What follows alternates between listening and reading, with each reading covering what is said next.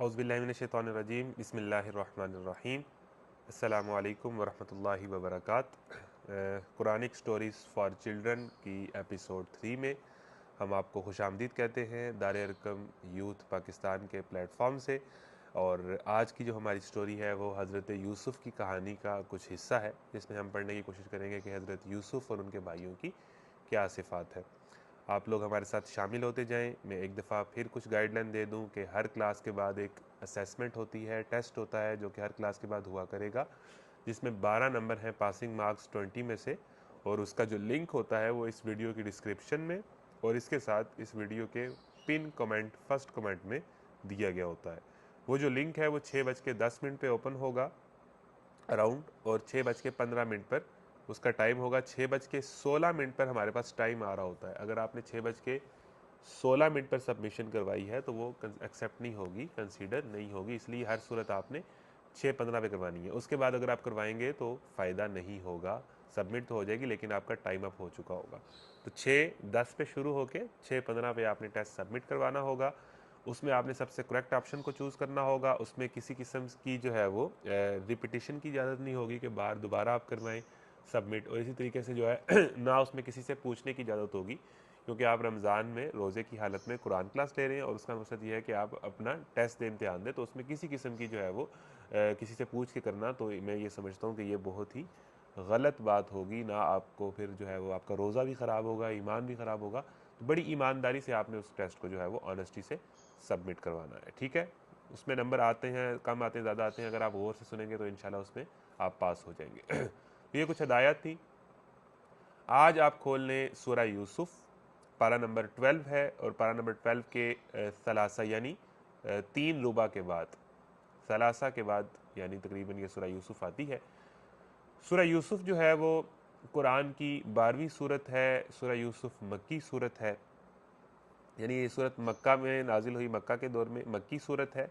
ये कुरान मजीद की सूरत नंबर 12 है। इसमें इस सूरत के रुकू भी 12 ही हैं और इसमें 12 भाइयों का जिक्र है, यानी ये 12वीं सूरत है। और इसके रुकू भी 12 हैं, ये 12वें पारे में भी है।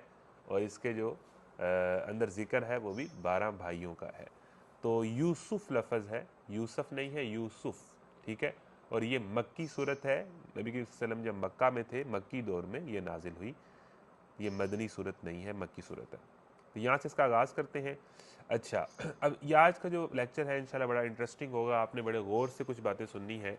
सूरह यूसुफ के अंदर बताया गया है कि एक आइडियल नौजवान कौन सा होता है और एक वो नौजवान जो आइडियल नहीं होता वो कैसा होता है, उसमें किस तरह की बातें होती हैं, उसमें किस तरह की सफ़ात होती है। और वो सारी बातें आपको जो आजकल की यंग जनरेशन है या यंगस्टर्स हैं या यूथ है उनमें नज़र आएगी। अल्लाह ताला गोया सूरह यूसुफ ऐसी सूरत है कि एक नौजवान को सामने रख के ना खड़ा करके बता दिया गया है कि बच्चों ये वाला जवान ना बनना, ये इस किस्म का आदमी ना बनना।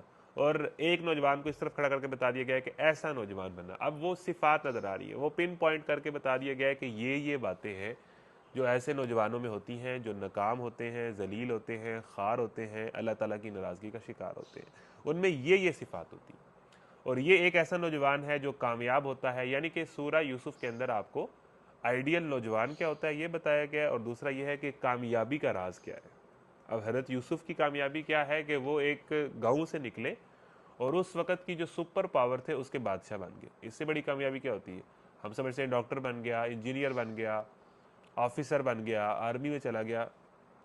वो क्या बन गए? वो उस वक़्त की जो मॉडर्न सिविलाइजेशन है, जो सबसे बड़ी सुपर पावर है, इजिप्ट, मिस्र के बादशाह बन गए कनान से निकल के। यानी आज के दौर में कोई यूरोप और अमेरिका का बादशाह बन जाए तो उस वक़्त की जदीद मॉडर्न गालिब तहजीब के वो मुल्क के बादशाह बन गए, पूरी स्टेट के। तो इस लेवल की कामयाबी है। तो उनमें क्या सिफात होंगी जो इस लेवल पे जाके कामयाब होगा? और उन्हीं के भाई थे, उनके अंदर ऐसी क्या बातें थी कि वो बिल्कुल ग्रो ना कर सके, बिल्कुल प्रोग्रेस ना कर सके और वो वहीं के वहीं रह गए? किन बातों ने उनको मारा, किन बातों ने जो है वो उनका जो है वो कश्ती डबो दी? तो आज पढ़ते हैं हम सूरह यूसुफ। अच्छा, सूरह यूसुफ में शुरू में एक इंटरेस्टिंग बात है, तर्जमा पढ़ते हैं। सूरह यूसुफ आप खोल लें तो जो तफसीर का लिंक है वो भी कमेंट्स में आपको मिल जाएगा, वो भी चेक करें, वो खोल के सामने रखा करें ताकि आप अच्छे तरीके से बातों से रिलेट कर सकें। औज़ुबिल्लाहिमिनश्शैतानिर्रजीम बिस्मिल्लाहिर्रहमानिर्रहीम अलिफ लाम रा तिल्का आयातुल किताबिल मुबीन इन्ना अंज़लनाहु क़ुरआनन अरबिय्यन लअल्लकुम ताक़िलून नहनु नक़ुस्सु अलैका अहसनल क़ससि बिमा औहैना इलैका हाज़ल क़ुरआन व इन कुन्त मिन क़ब्लिही लमिनल गाफ़िलीन इज़ क़ाल यूसुफ़ लिअबीही या अबति इन्नी रअयतु अहद अशर कौकबन वश्शम्स वल्क़मर रअयतुहुम ली साजिदीन क़ाल या बुनय्य ला तक़सुस रुअयाक अला इख़्वतिक फ़यकीदू लक कैदा इन्नश्शैतान लिल-इंसानि अदुव्वुम मुबीन वकज़ालिक यज्तबीक रब्बुक वयुअल्लिमुक मिन तअवीलिल अहादीस वयुतिम्मु निअमतहु अलैक वअला आलि याक़ूब कमा अतम्महा अला अबवैक मिन क़ब्लु इब्राहीम व इसहाक़ इन्ना रब्बक अलीमुन हकीम। अच्छा जी, ये सूरह यूसुफ का पहला रुकू है और उसके बाद एक और रुकू हम पढ़ेंगे और आज का हमारा जो सबक है उसमें हम बहुत सारे पॉइंट्स निकालने की कोशिश करेंगे अपने एज अ यंगस्टर, एक नौजवान बच्चे के लिए उसमें क्या बातें सीखने की है। अच्छा, इसमें एक दो बात क्लियर कर लें कि हज़रत यूसुफ जो हैं वो बनी इसराइल में से हैं। अब कहा जाता है कि इसराइल हज़रत याकूब का लक़ब था, तो हज़रत याकूब की जो औलाद है वो बनी इसराइल है। लेकिन हमने कल पढ़ी थी स्टोरी ऑफ इब्राहीम।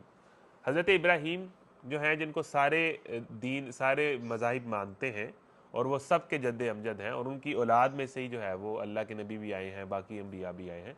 तो हज़रत इब्राहीम के दो बेटे थे, एक इसहाक अलैहिस्सलाम, एक इस्माईल अलैहिस्सलाम।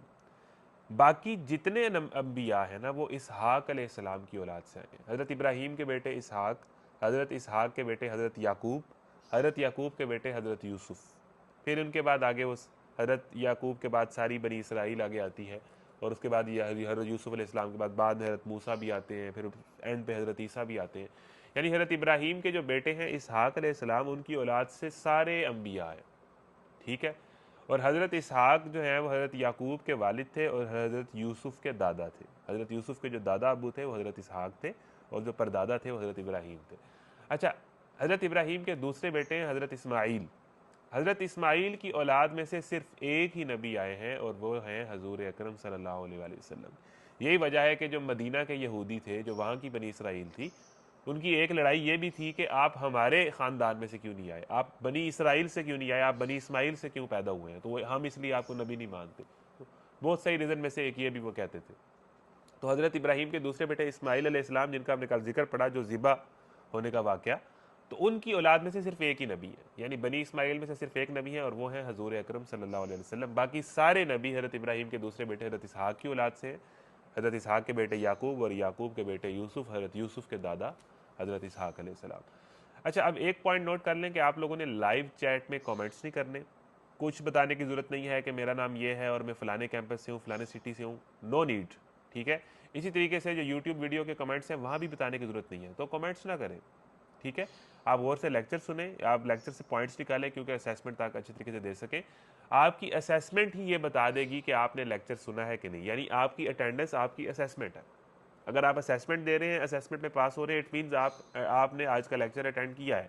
तो नाम लिख के कमेंट करके बताने की ज़रूरत नहीं है, तो नो नीड ऑफ कमेंट्स, ठीक है जी। अब गौर से हम लेक्चर का आगाज़ करते हैं। बिस्मिल्लाहिर्रहमानिर्रहीम, मैं तर्जुमा पढ़ने जा रहा हूँ, ठीक है जी। अलिफ लाम रा, ये उस किताब की आयात हैं जो अपना मुद्दा साफ साफ बयान करती है। हमने इसे नाजिल किया है कुरान बनाकर अरबी ज़ुबान में ताकि तुम अहले अरब इसको अच्छी तरह समझ सको।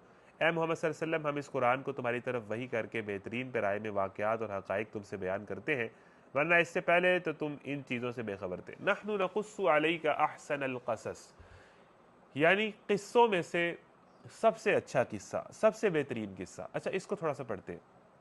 हज़रत यूसुफ को कहा गया है कि ये किस्सों कहानियों में से सबसे अच्छी कहानी है। अच्छा, हमारे यहाँ जो फिल्म्स और ड्रामाज बनते हैं, आप देखे होंगे, तो ड्रामा जो होता है या फिल्म जो होता है या मूवी जो होती है या सीज़न होता है, उसके पीछे कोई स्क्रिप्ट होता है, उसके पीछे कोई कहानी होती है।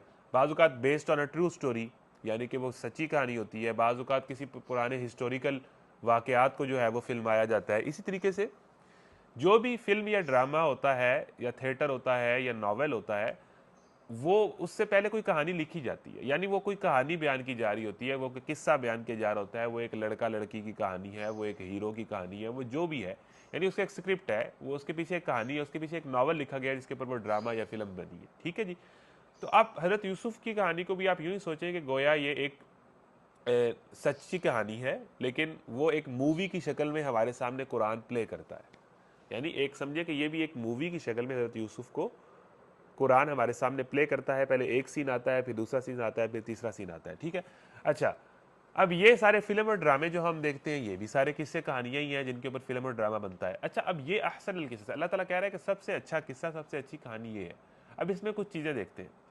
हमारे यहाँ जो फिल्म और ड्रामा बनते हैं उसमें ये कोशिश की जाती है कि जो हीरो हो वो बड़ा ही खूबसूरत हो, बड़ा ही जो है वो उसके नक्श नैन हो और बड़ा जो है वो गुड लुकिंग हो। इस कहानी का जो हीरो है वो दुनिया का सबसे खूबसूरत इंसान है, हज़रत यूसुफ। ठीक है, नंबर एक। अच्छा, हमारे यहाँ जो फिल्म और ड्रामा बनते हैं उसमें ये होता है कि वो जो लड़का है उसने लड़की से मोहब्बत करनी है और उसने एक दिन उसको पा लेना है, और उसके बाद उसमें जितनी भी मुश्किलात आ रही हैं, चैलेंज आ रही हैं, फाइनली जो है वो लड़का और लड़की आपस में मिल जाते हैं और वो जो है वो उनकी शादी हो जाती है। और इसी तरीके से हीरो जो है वो हीरोइन को इम्प्रेस करने के लिए और हीरोइन को पाने के लिए आखिरी दम तक कोशिशें करता रहता है। ये हमारे फिल्मों और ड्रामों में होता है। यानी एक हीरो है तो दूसरी हीरोइन है। अब हीरोइन बड़ा नाचने गाना के वाले किस्म का है, बड़ा डांसर किस्म का है, और वो उसकी पूरी कोशिश है कि वो हीरोइन को इम्प्रेस करे, और एंड पे जो है वो एक बिल आखिर उनकी मुलाकात हो जाती है। और हमारे यहाँ हर फिल्म और ड्रामे की यही कहानी है। इस कहानी में जो औरत है वो हीरोइन नहीं है, वो विलन है। बात समझ रहे हैं? यानी कि अल्लाह ताला कह रहा है कि अच्छा ड्रामा, अच्छी फिल्म, अच्छी कहानी, अच्छा किस्सा वो है जिसके अंदर जो है हीरो का काम लड़की पाना ना हो, बल्कि हीरो का काम लव स्टोरी अल्लाह ताला की रजा पाना हो। इस कहानी में हीरोइन हीरोइन नहीं है, इस कहानी में विलन है। या जो विलन कैरेक्टर है वो तो औरत है, जो मिस्र की जो औरत थी, जो अजीज की बीवी थी, जिसने आपको गुनाह पर मजबूर करने की कोशिश की थी।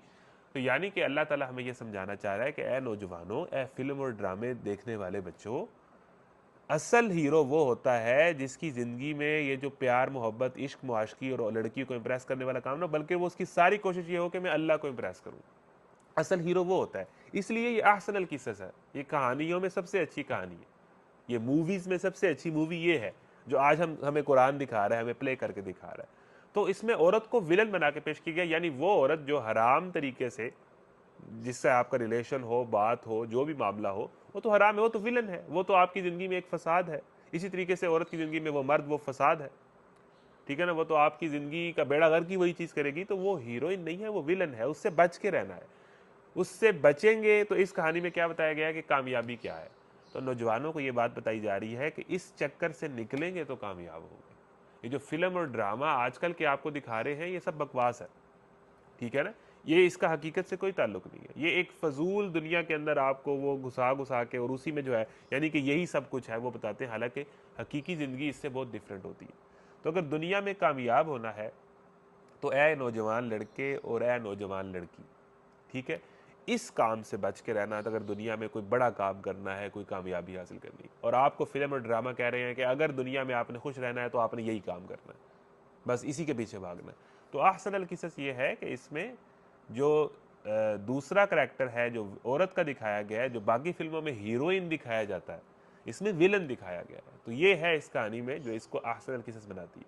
फिर इसी तरीके से इस कहानी में अहसनल किसस ये इसलिए भी है कि ये कहानी जो है इसमें हमें मॉरल लेसन्स मिलते हैं। यानी हमने पढ़ा ना कि लालची कुत्ता एक कहानी है, तो उसमें एंड पे मॉरल लेसन होता है, ग्रीडी डॉग है तो ग्रीड इज अ कर्स, कि जो हिरस है, जो लालच है, वो एक लानत है।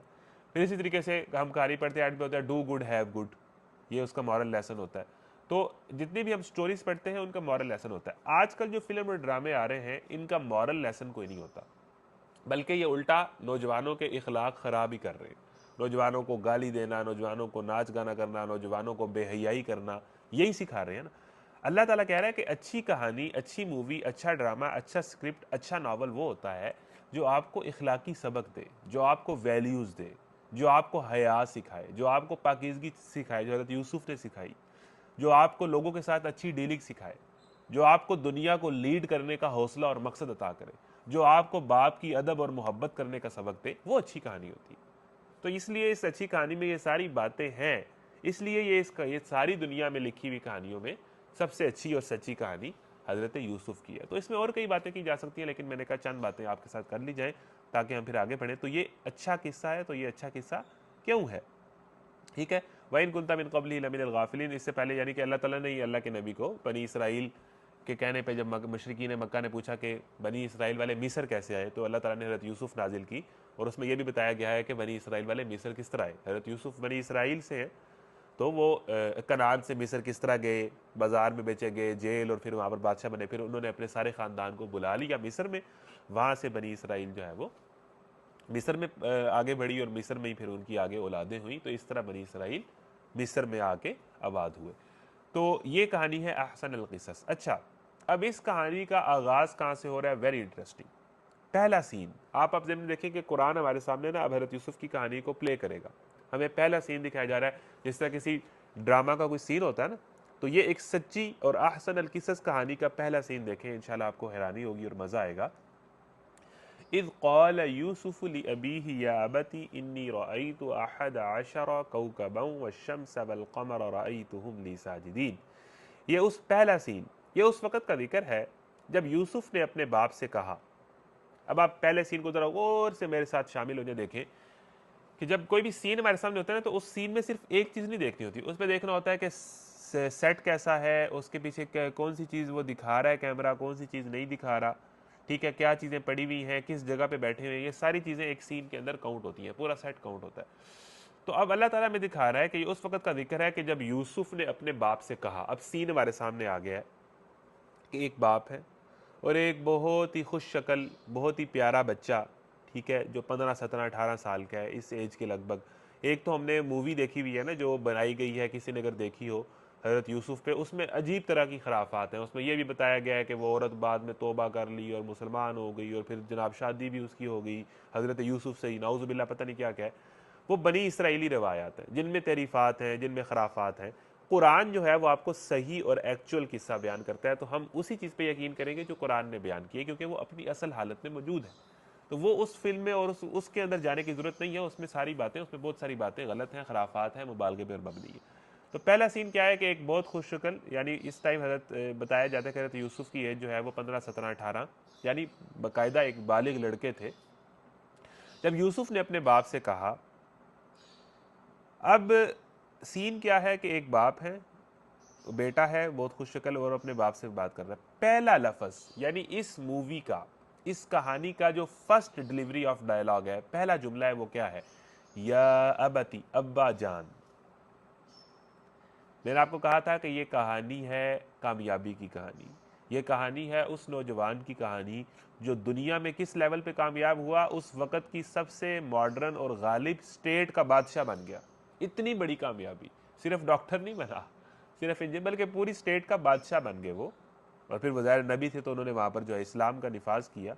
तो उस नौजवान की कहानी का आगाज़ कुरान कहाँ से कर रहा है? अब्बा जान। यानी इसका मतलब ये है कि अगर आपने कामयाबी हासिल करनी है तो आपके अब्बा जान से आपका बहुत अच्छा ताल्लुक़ होना चाहिए। अब ये लफ्ज़ है अभी नहीं है, अब के लफ्ज़ नहीं है, बल्कि कहा या अबाती। इसका मतलब यह है, ए मेरे प्यारे अब्बा जान। इससे ज़ाहिर होता है कि हज़रत यूसुफ का जो अपने वालिद साहब से ताल्लुक़ था वो बहुत ही प्यार का था, मोहब्बत का था, और वो इस तरह का ताल्लुक़ था कि वो अपने दिल की बातें उनसे शेयर कर लेते थे। यानी जिस नौजवान ने अगर कामयाब होना है, हज़रत यूसुफ दुनिया के कामयाब तरीन नौजवान की कहानी ये बता रही है कि आप इस उम्र में और सारी ज़िंदगी आपके अपने वालिदैन से अगर अच्छा ताल्लुक़ है, मोहब्बत का ताल्लुक़ है, अदब का ताल्लुक़ है, तो कामयाबी आपके कदम चूमेगी। तो पहला जुमला ही क्या है? अब्बा जान। और इन फिल्मों और ड्रामों में क्या दिखाया जाता है कि लड़के को कोई लड़की पसंद आ गई है, लड़की को कोई लड़का पसंद आ गया है, और उसको पाने के लिए उसकी लड़ाई किससे हो रही है? घर वालों से, अम्मी अब्बू से, वालिदैन से, वो उनसे लड़ रहा है। और इधर क्या दिखाया गया है कि जिस लड़के ने कामयाब होना है तो उसका ताल्लुक़ ज़रूरी है कि वालिद साहब से उसका बहुत मोहब्बत और प्यार का और अदब का ताल्लुक़ हो। तो यहाँ से हमें एक लफ्ज़ से पता चल गया कि हज़रत यूसुफ अपने वालिद साहब से बहुत मोहब्बत करते थे और उनका बहुत अदब करते थे और उन्हें बहुत प्यार से मुखातिब करते थे। नंबर एक, आगे क्या है? Very interesting. इन्नी रअयतु अहद अशरा, मैं देखता हूँ अब्बा जान के 11 सितारे हैं, सूरज और चांद है, वो मुझे सजदा कर रहे हैं। अच्छा, हज़रत यूसुफ को एक बड़ा अजीब ख्वाब आया। अच्छा, आपकी ज़िंदगी में कोई वाक़या हो जाए ना, बड़ा अजीब सा इवेंट हो जाए, आप किसी जगह गए हैं, वहाँ कोई एक्सीडेंट हो गया, आप किसी जगह गए हैं, वहाँ दो लड़कों की लड़ाई हो गई है, ठीक है, फिर आज आपके स्कूल में या क्लास में बड़ा अजीब किस्म का कोई वाक़या हुआ है, कोई बड़ा अजीब किस्म का इवेंट हुआ है, या किसी की बड़ी बेइज्जती हो गई है, या कोई जो है वो कहीं से गिर गया है, जो भी फ़नी इवेंट हो गया है, जो भी हो गया है, तो आपकी ज़िंदगी में जब कोई ऐसा इवेंट हो ना, तो आपकी कोशिश ये होती है कि मैं सबसे पहले अपने बेस्ट फ्रेंड को बताऊँ। आप फ़ौरन उसे मैसेज करते हो, यार आज ये हुआ है, आप फ़ौरन उसे कॉल करते हो, तुम्हें पता है आज, यानी आपकी ज़िंदगी में कोई अनहोना इवेंट हो ना, कोई इंटरेस्टिंग चीज़ हो या कोई भी इस तरह की मूवमेंट आए, तो आप सबसे पहले जिससे आप वो चीज़ शेयर करते हो ना, वो आपका बेस्ट फ्रेंड होता है। तो यहाँ ये पता चल रहा है, और इसी तरीके से भाइयों बहनों में क्या होता है, भाई और बहन के आपस में होता है कि भाई बहन के राज रखती है, बहन भाई के राज रखती है, कि भाई वो कहता है कि मैं ये काम कर रहा हूँ, तुमने अब्बू को नहीं बताना, मैं ये काम कर रही हूँ, तुमने अब्बू को नहीं बताना। वो पकड़ा जाता है, भाई कुछ करता हुआ, तो बहन कहती है मैं अब्बू को बता दूंगी, फिर वो कहता है मैं तुम्हारी वो वाली बात अम्मी को बता दूंगा। तो इस तरीके से सिबलिंग्स जो होते हैं, बहन भाइयों ने आपस में एक दूसरे के सीक्रेट रखे होते हैं, और वो वालिदैन से छिपाए होते हैं। यानी इसी तरीके से, यानी पहली बात, आप अपने भाई या बहन से यानी वो सारी चीज़ अगर शेयर कर सकते हैं, तो फिर आप अपने वालिदैन से छुपाएंगे। तो भाइयों का आपस में इस तरह बड़ा वो चल रहा होता है, ब्रदरहुड ना, कि एक दूसरे के राज छुपाए होते हैं उन्होंने, और वो कहते हैं कि तुमने अगर मेरी ये वाली शिकायत लगाई तो मैं तुम्हारी वो वाली शिकायत लगा दूंगा। इस तरीके से ही होता है। तो यहाँ क्या है, यानी कि आपकी ज़िंदगी में कोई अनहोना इवेंट हो, तो आप जिस सबसे पहले जिससे शेयर करेंगे ना, वो आपका बेस्ट बडी होगा, बेस्ट फ्रेंड होगा, सब कुछ आपका वही होगा। तो यहाँ हजरत यूसुफ को एक अजीब ख्वाब आया है। अब अंदाजा करें कि हजरत यूसुफ ने फौरन सबसे पहले वो ख्वाब जिससे शेयर किया है, वो उनके वालिद साहब है। यानी हजरत यूसुफ के जो वालिद थे वो उनके बेस्ट फ्रेंड थे। अपने भाइयों से शेयर नहीं किया, सिबलिंग्स थे ना, भाई थे, भाई भाइयों से कई चीज़ें शेयर कर लेते हैं, कई राज शेयर कर लेते हैं, लेकिन हजरत यूसुफ के इसका मतलब है ना किसी दोस्त से शेयर किया है, ना किसी भाई से शेयर किया है। अपना ख्वाब जो बड़ा अजीब किस्म का ख्वाब है, वो सबसे पहले जिससे शेयर किया है वो अपने वालिद साहब से किया, और कहा है अब्बा जान मैंने ख्वाब देखा है, मुझे इसकी ताबीर बताएं। तो इसका मतलब यह है कि हजरत यूसुफ के जो बेस्ट फ्रेंड थे वो उनके वालिद थे। यहाँ अगर वालिदैन सुन रहे हैं, तो इसका मतलब ये है कि वालिद को इस तरह का होना चाहिए, वालिदैन को इस तरह का होना चाहिए कि बच्चे उनसे अपने सीक्रेट शेयर कर सकें।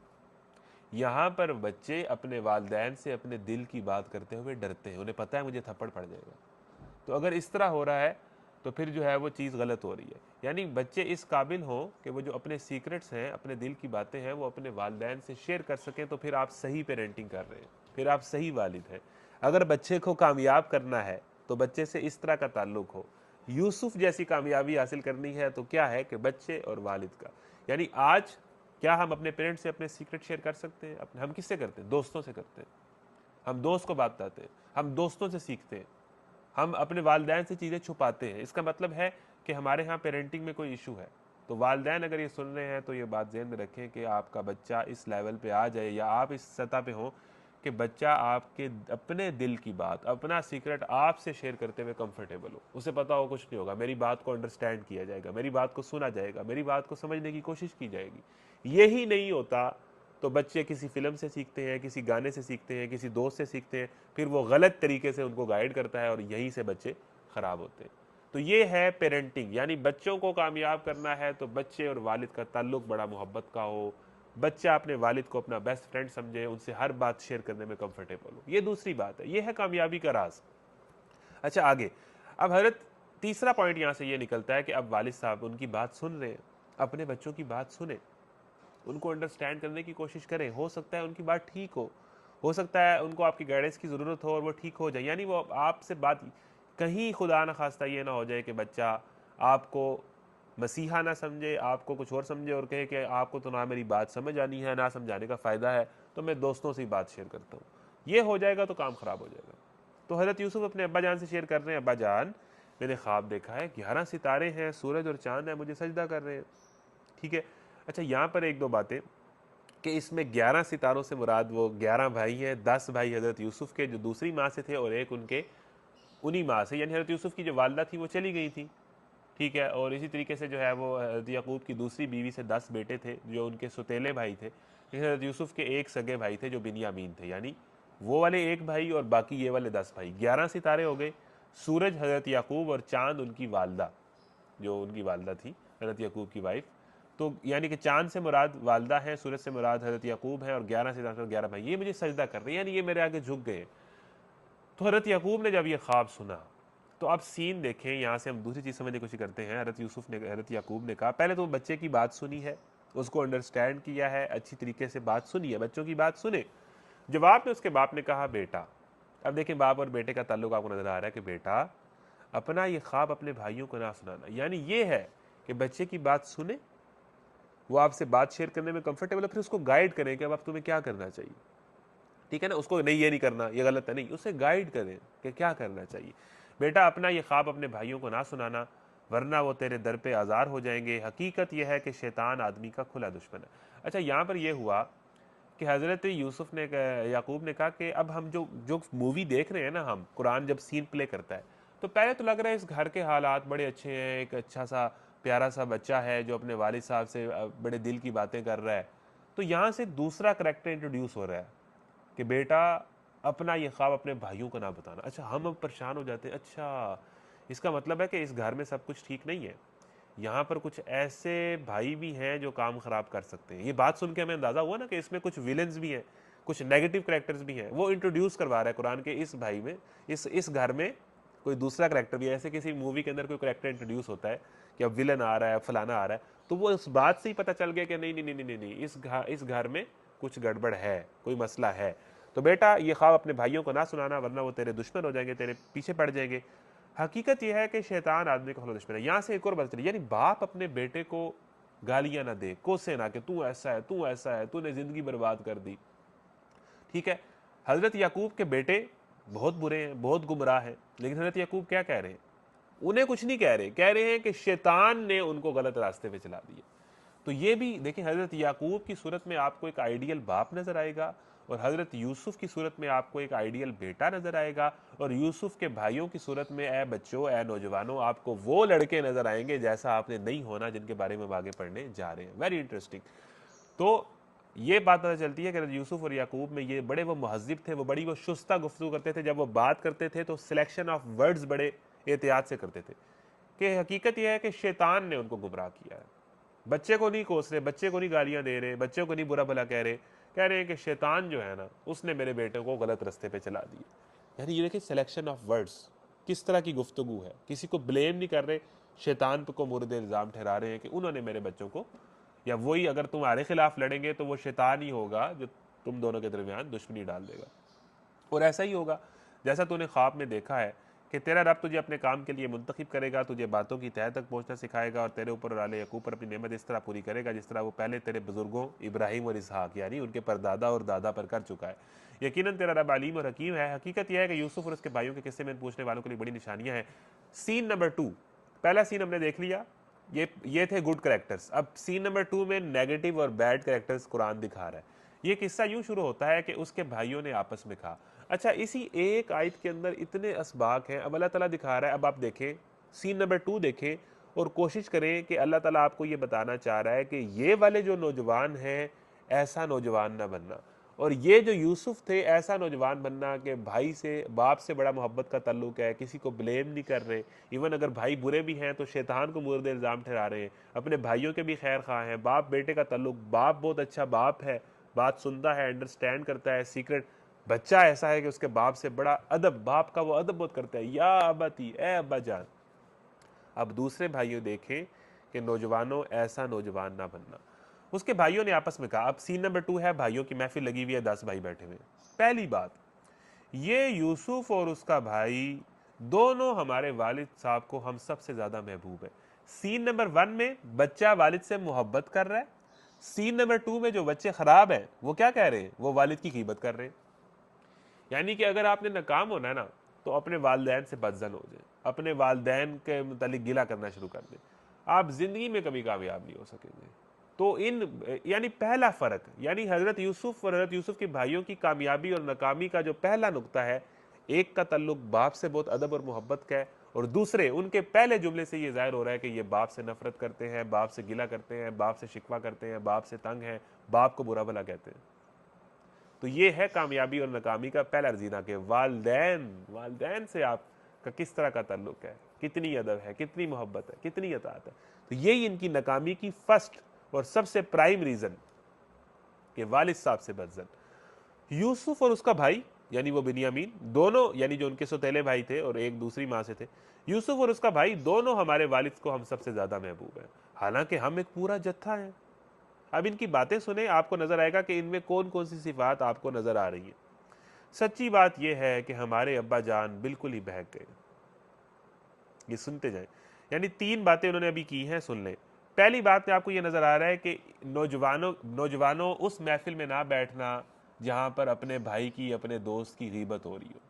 पहला मसला इनकी महफिल में क्या है? उस महफिल में क्या था? बड़े ख्वाब देखे जा रहे हैं, बड़े मकसद की बात हो रही है और किसी को ब्लेम नहीं किया जा रहा है, भाइयों की भी गीबत नहीं हो रही, कहा जा रहा है कि शैतान खुला दुश्मन है। इस महफिल में पहला काम क्या हो रहा है? बाप से गिला, बाप से बदजन, और दूसरा काम गीबत हो रही है।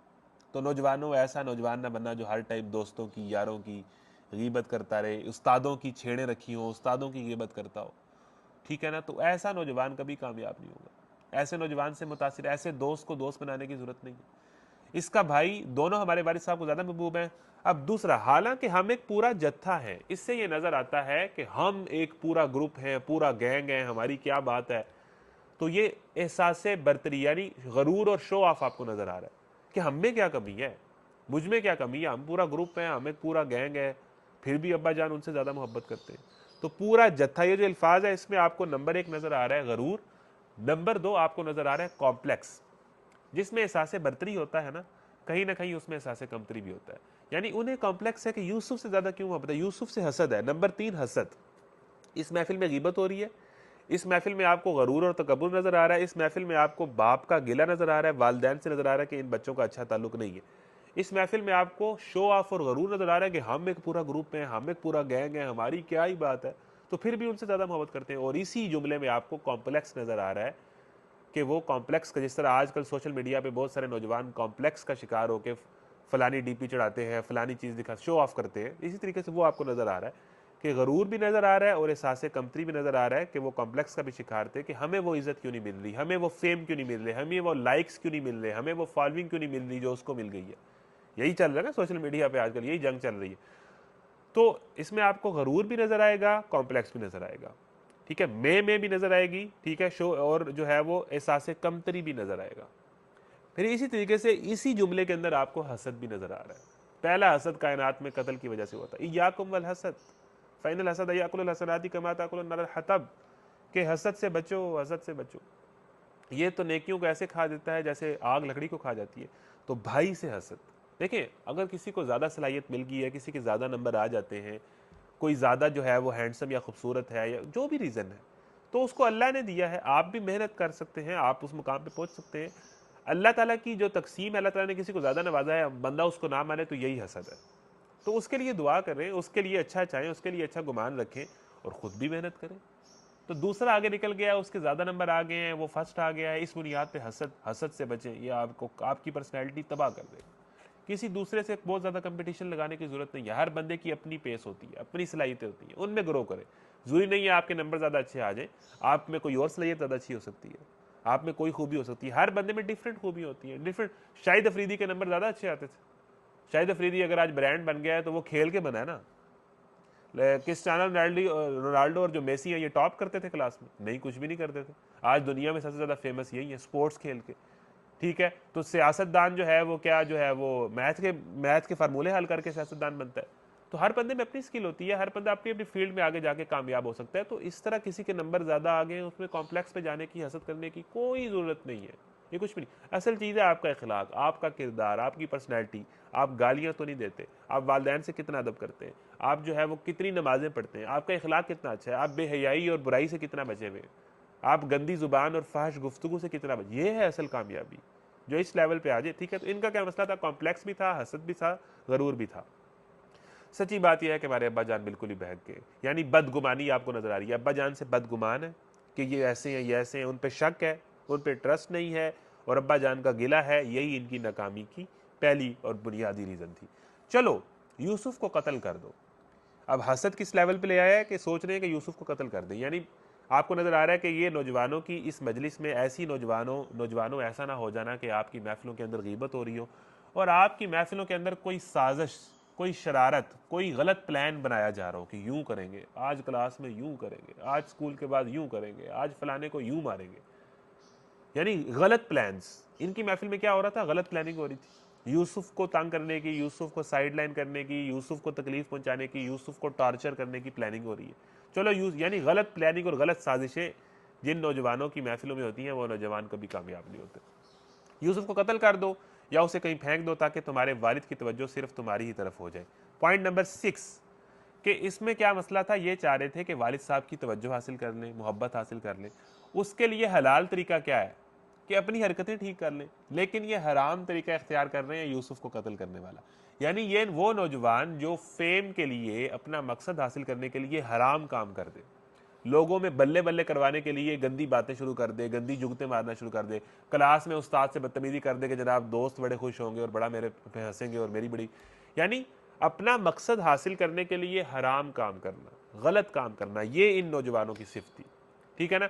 टिकटॉक पे मशहूर होने के लिए जो है वो फजूल और गंदी और वाहियात हरकत करना, ठीक है ना, गंदा नाच ना, यानी फेम चाहिए। अपना गोल अचीव करने के लिए हराम रास्ता इख्तियार करना कि मैं कुछ ऐसा कर दूं कि मुझे मेरा जो है वो चाहे हलाल है या हराम है, मुझे मेरा मकसद मिल जाए। तो ये भी शॉर्टकट, वो नौजवान कभी कामयाब नहीं होगा जो सक्सेस के लिए शॉर्टकट तलाश करेगा। सक्सेस एक लंबा प्रोसेस है, ये ओवरनाइट नहीं मिलती। ठीक है, तो ये क्या कर रहे थे, अपना मकसद हासिल करने के लिए, अपने टारगेट अचीव करने के लिए शॉर्टकट मारना चाहते थे कि यूसुफ को खुद ना मेहनत करो, यूसुफ को साइड पे कर दो, इसकी टांगे खींच देते हैं, इसको कुएं में फेंक देते हैं, खुद नहीं मेहनत कर रहे। ठीक है। और दूसरा ये है कि अपना मकसद हासिल करने के लिए हराम रास्ता इख्तियार करना। देखें, आप किसी को पसंद करते हैं, किसी को चाहते हैं, किसी से मोहब्बत करते हैं, तो आप उसको हराम तरीके से अप्रोच करेंगे जनाब, चैटिंग करके, यूं करके, और जनाब वो हराम तरीके, यानी जो आपको पसंद है उसको आप हलाल तरीके से अप्रोच करें। अपने मकसद को हासिल करने के लिए हराम तरीका इख्तियार करना, ये इनकी सिफ्त थी। और दूसरा, अपने मकसद को हासिल करने के लिए शॉर्टकट की तलाश करना, ये भी इनकी सिफ्त है। ऐसे नौजवान कभी कामयाब नहीं होते। आगे चलते हैं। आखिरी सिफ्त इन नौजवानों की जो बड़ी बड़ी बड़ी कमाल है, जो हमें समझनी चाहिए, जो अल्लाह ताला हमें बताना चाह रहा है, यूसुफ को कत्ल कर दो ताकि तुम्हारे वालिद साहब की तवज्जो तुम्हें मिल जाए, इसके बाद नेक बन जाना। यानी शैतान क्या करता है, हम आज के दौर में भी हर नौजवान ये सोचता है कि एक दफ़ा फिल्म देख लूँ, एक दफ़ा ये गंदी चीज़ देख लूँ, एक दफ़ा जो है मैं जो है वो आज की फेयरवेल पार्टी पे हर तरह की फजूल हरकत कर लूँ, उसके बाद नेक हो जाऊँगा, उसके बाद ठीक हो जाऊँगा, उसके बाद तौबा कर लूँगा। यानी ये वाला गुनाह कर लेता हूँ, फिर अल्लाह ने माफ़ कर ही देना ना। रमज़ान आ जाएगा, माफ़ी मांग लूँगा, लैलतुल कदर आ जाएगी, माफ़ी मांग लूँगा। ये नौजवान भी ऐसे ही थे कि आज ये वाला हराम काम कर लूँ, फिर मैंने नेक हो ही जाना है। अभी तो मेरी उम्र ही क्या है, अभी तो कॉलेज लाइफ है, स्कूल की लाइफ है, अभी इंजॉय करते हैं, बाद में नेक हो जाएंगे, बाद में ठीक हो जाएंगे। तो ये है गलत कंसेप्ट ऑफ दीन कि गुनाह हम इसलिए शैतान हमसे करा दे कि अल्लाह माफ़ कर देगा। चलो अल्लाह से माफ़ी मांग लेंगे ना, एक दफ़ा तो मैं गुनाह करूँ, एक दफ़ा तो मैं ये वाला काम करूँ। यही गलत कंसेप्ट था इन नौजवानों का। दीन के मुतालिक इनका गलत कंसेप्ट क्या था कि वो समझते थे कि हम हर तरह की बुराइयां और हर तरह के मज़े ले लें, बाद में नेक हो जाएंगे। इस दफ़ा तो अपनी मर्जी मेरी हराम तरीके से पूरी हो रही है ना, मैं ये कर लूँ, बाद में नेक हो जाऊंगा, बाद में नेक हो जाऊंगा, ये काम कर लेने के बाद नेक हो जाऊंगा, ये गुनाह कर लेने के बाद नेक हो जाऊंगा। ये नेकी नेकी नहीं होती। इस तरह जो है वो गुनाह माफ़ नहीं किए जाते कि आप ये सोच के कि अब कर लूँ, अल्लाह ने माफ़ कर ही देना है।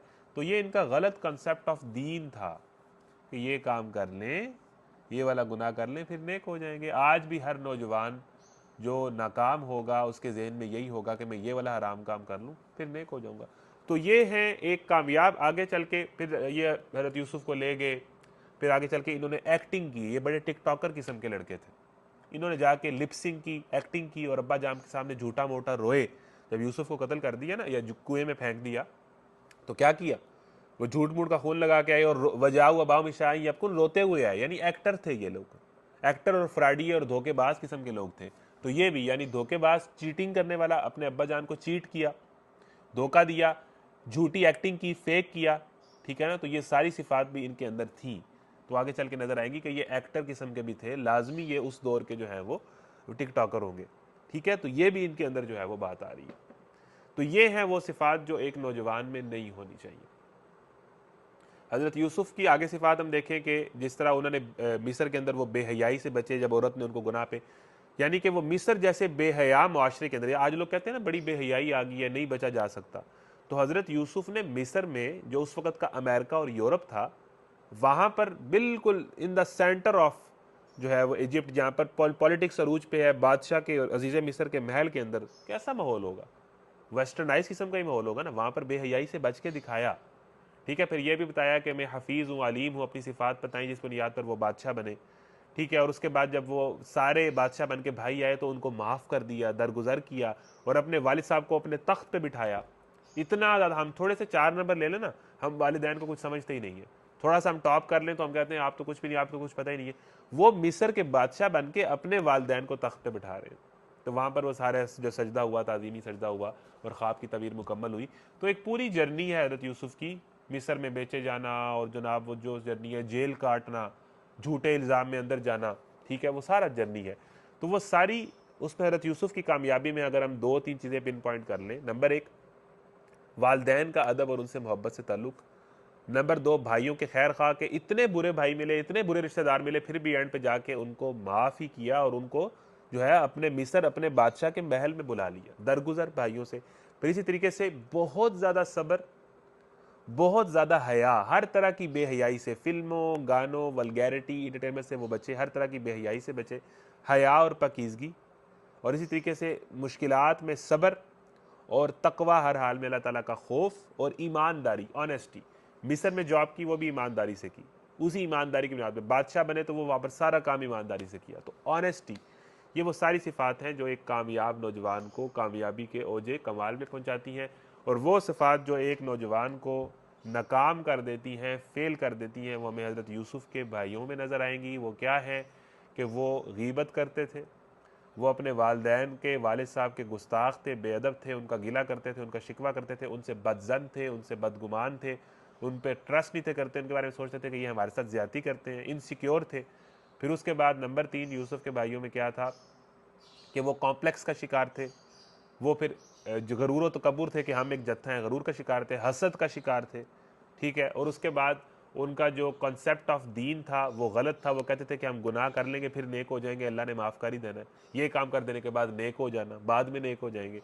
फिर इसी तरीके से जो है उनकी महफिल में उल्टे सीधे प्लान्स हो रहे थे, गलत प्लानिंग हो रही थी, गलत साजिशें हो रही थी, किसी को साइडलाइन करने की कोशिश की जा रही थी, किसी को तंग करने की और टार्चर करने की कोशिश की जा रही थी। यानी उनकी महफिल में जो प्लानिंग होती थी वो फजूल कामों की, गलत कामों की होती थी।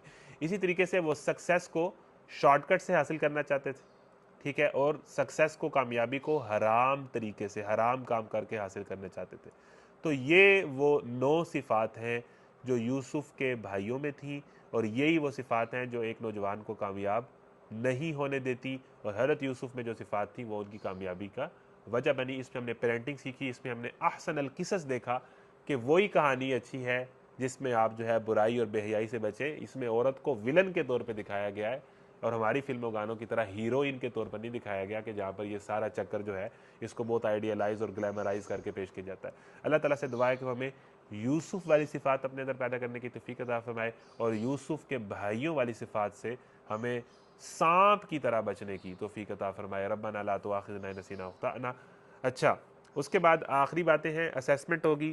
फिर कह रहा हूँ कमेंट्स ना किया करें, कमेंट्स की कोई ज़रूरत नहीं है, अपना नाम स्कूल बताने की कोई ज़रूरत नहीं है, आपकी असेसमेंट ही आपकी अटेंडेंस है। तो असेसमेंट 6:10 पे शुरू होगी, 6:15 पे सबमिट करवाएं, 6:16 में कराएंगे तो कंसीडर नहीं होगी, आप लेट हो जाएंगे। चाहे 17-18 पे कराएं, कोई फ़ायदा नहीं है, 6:15 पे आपने करानी होगी। 10 सवाल हैं, उनके 20 मार्क्स हैं, 12 नंबर पासिंग मार्क्स हैं।